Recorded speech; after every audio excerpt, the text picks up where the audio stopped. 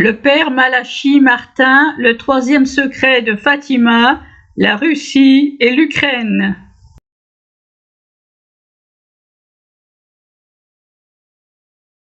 Malachi Martin, né le 23 juillet 1921 en Irlande et décédé le 27 juillet 1999, est un prêtre jésuite, diplomate du Vatican, linguiste, pratiquant 14 langues, assyriologue et paléographe, dont les compétences furent largement utilisées pendant les conclaves. En poste au Vatican pendant de nombreuses années, Malachi Martin en avait beaucoup appris sur certaines coulisses. Il accomplit certaines missions délicates pour le cardinal Augustin Béat, dont il était le secrétaire privé, et pour les papes Jean XXIII et Paul VI, dont il était un ami proche, en tant que membre du Conseil consultatif du Vatican. Malachi Martin détenait des informations privilégiées en rapport avec les secrets de l'Église et les problèmes mondiaux, dont le troisième secret de Fatima. Témoignage de Suzanne Pearson, les châtiments ont commencé dès 1960. Suzanne Pearson, qui eut pour directeur spirituel le père Malachi Martin, livre dans le numéro 107 de la revue Fatima Grusader du père Gruner de précieux renseignements sur le troisième secret de Fatima et sur les punitions que Dieu va infliger au monde. Elle y écrit: le châtiment qui va venir sera le pire de vos cauchemars. À la puissance exponentielle, tels sont les mots du père Malachi Martin qui a lu le troisième secret. Le troisième secret de Fatima fut communiqué au père Malachi Martin par le cardinal Béat lui-même, dont nous vous disions plus haut qu'il fut son secrétaire privé à l'époque où le pape Jean XXIII lut le texte du secret. À une question de Suzanne Pearson, le père Martin répondit: l'apostasie dans l'Église constitue la toile de fond ou le contexte du troisième secret. L'apostasie, châtiment spirituel, a déjà commencé, mais les châtiments prédits dans le secret sont bien réels. Ce sont aussi des châtiments physiques et ils sont terribles. Le père Malachi Martin tenu au silence sous serment. Le père Malachi Martin expliqua à sa dirigée qu'avant de lire le troisième secret, il avait dû prêter le serment de ne pas le révéler. Tenu par ce serment, il ne pouvait donc parler que de tout ce qui gravitait autour de lui sans révéler le texte lui-même.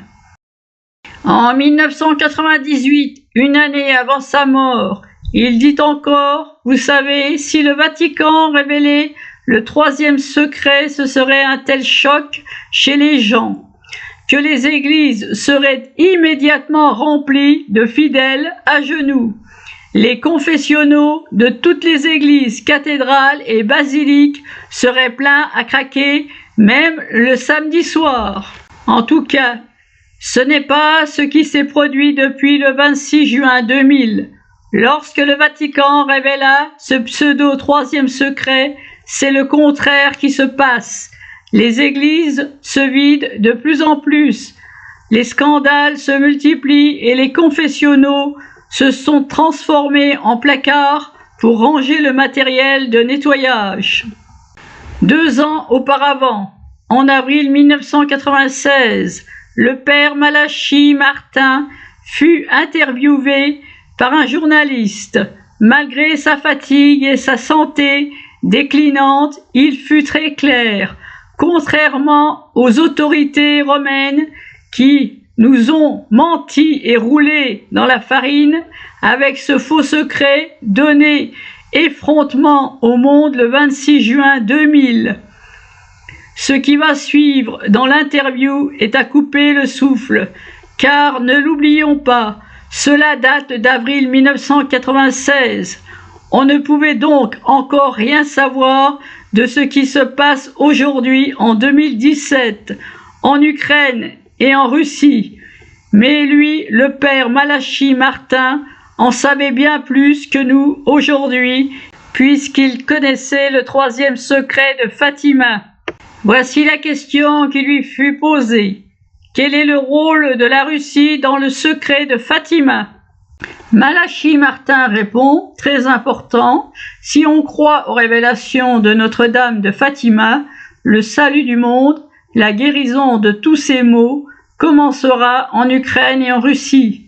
C'est pour cela que la Vierge avait tant parlé de la Russie, qui, la première, devait être guérie de ses erreurs, car elle permettra ensuite au reste du monde d'aller mieux et de guérir de ses péchés. C'est un message très mystérieux, puisqu'on aurait pu croire que selon nous, occidentaux, le salut du monde viendrait de l'Ouest, mais non, selon Fatima, notre salut viendra de l'Est, et en particulier de la Russie et de l'Ukraine, ce qui est extraordinaire en soi. Chaque mot du père Malachi Martin est d'une importance capitale. Il nous livre ici en 1996 la clé de compréhension de ce qui arrive aujourd'hui sous nos yeux en 2017 concernant le conflit qui oppose l'Ouest, USA et Union européenne, à l'Est, la Russie et l'Ukraine. Nous comprenons pourquoi les Américains, suivis de ces sous-fifres, les Européens, sont si intéressés par l'Ukraine en faisant tout ce qu'ils peuvent pour que cette nation, qu'est l'Ukraine, soit en conflit avec la Russie, afin que le plan de Dieu pour le salut du monde n'aboutisse pas. Bien évidemment, c'est sans le savoir que les USA, aidés par l'Union européenne, apostates, travaillent pour l'ennemi. C'est donc selon le plan de Dieu, la Russie qui devra la première être guérie de ses maux, et directement après l'Ukraine, en sortant très certainement du conflit qui l'oppose actuellement à la Russie, et seulement ensuite les autres nations du monde pourront être guéries. Mais que possède l'Ukraine? 45 millions d'habitants, par rapport à la Russie 144 millions d'habitants, qui puissent permettre au monde de retrouver le bon chemin. Personne n'avait jamais mentionné l'Ukraine ayant une relation avec le troisième secret de Fatima. Personne, sauf le père Malachi Martin. En 1914, la Vierge Marie est apparue en Ukraine dans un petit village de Rouchaïv, exactement 3 ans avant Fatima. Elle est apparue aux villageois au-dessus de la coupole de la petite église en bois de la Sainte Trinité. Ce qu'elle leur a dit fait froid dans le dos. Pendant 80 ans, votre foi sera combattue et vous aurez à souffrir pour la défendre. Nous savons, dit le père Malachi Martin, que des millions d'Ukrainiens ont souffert terriblement de la persécution communiste installée en Russie à partir de 1917. Dès l'arrivée des bolcheviks au pouvoir, ils ont exterminé des millions d'Ukrainiens. Les évêques d'Ukraine ont été pratiquement tous exterminés, ainsi que les prêtres. L'apparition de la Vierge Marie en 1914 avait eu raison. L'histoire nous l'a confirmé. Mais Notre-Dame n'avait pas oublié ce petit village de Yoursiv en Ukraine, puisqu'elle est revenue le 27 avril 1987, exactement 1 an, jour pour jour, après la grave catastrophe de la centrale nucléaire de Tchernobyl. En effet, la Vierge Marie est encore apparue au-dessus de l'église et elle a délivré un message à une petite fille ukrainienne de 10 ans, Marina Kidzin. Les catholiques, les orthodoxes, les protestants, les juifs, les musulmans et même les athées qui ont eu le privilège de voir la Vierge Marie dans cette mystérieuse lumière, argentée jusqu'au 15 août, l'ont décrite portant une magnifique robe sombre correspondant à l'icône de la Théotokos de Vladimir. Environ 500 000 personnes au total ont assisté aux apparitions de la Vierge jusqu'au 15 août. La Vierge délivra alors ce message à la petite Marina Kizine. Les temps sont venus, ceux qui ont été annoncés comme étant la fin des temps. Voyez la désolation qui recouvre le monde. Priez pour la Russie. S'il n'y a pas de retour à la chrétienté en Russie, il y aura une 3e guerre mondiale, et le monde entier courra à la ruine. Je viens à vous avec les larmes aux yeux, et je vous implore, priez et travaillez pour le bien et pour la gloire de Dieu. L'Ukraine a été le premier pays à se consacrer à la Reine des cieux. Et pour cela, je vous ai tous pris sous ma garde. Travaillez pour Dieu, car sans cela, il n'y a pas de bonheur, et personne ne gagnera le royaume divin. L'Ukraine a été officiellement consacrée à la Vierge en 1058. Vous devez atteindre mon cœur et vivre en unité. Jésus-Christ, roi, et moi-même, protégeons l'Ukraine pour la gloire et le futur du royaume de Dieu sur la terre.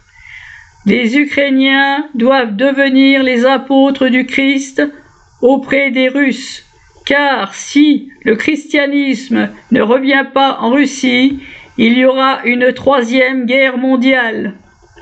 L'Ukraine est cruciale pour la conversion de la Russie, et c'est la Russie qui convertira l'Ouest. L'étincelle de tout cela viendra de l'Ukraine.